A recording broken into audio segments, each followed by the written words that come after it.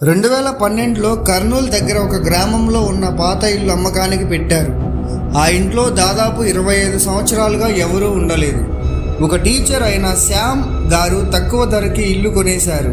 మొదటి రోజు బాగానే గడిచింది. కానీ రెండో రోజు రాత్రి నుంచి విచిత్రమైన సంఘటనలు మొదలయ్యాయి. రాత్రి 12 గంటలకు ఆయనకు తలుపు దగ్గర ఎవరో తట్టినట్లు అనిపించింది. తెరిచి చూడగా ఎవరూ లేరు.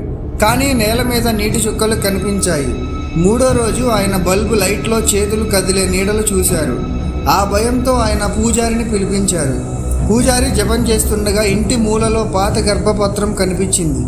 దాన్ని తెరిచినప్పుడు అందులో చిన్న బిడ్డ ఎముకలు ఉన్నాయి.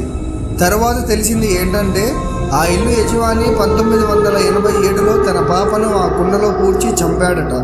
అప్పటి నుంచి ఆ ఆత్మ ఆ ఇంట్లోనే ఉంటుంది. ఆ రోజు తర్వాత ఆ ఇల్లు ఎవరికి అద్దెకి తీసుకోలేదు. ఈరోజు కూడా ఆ ఇంటి దగ్గరకు వెళ్ళేవారు పిల్ల రోదన శబ్దం వినిపిస్తుందని చెబుతారు.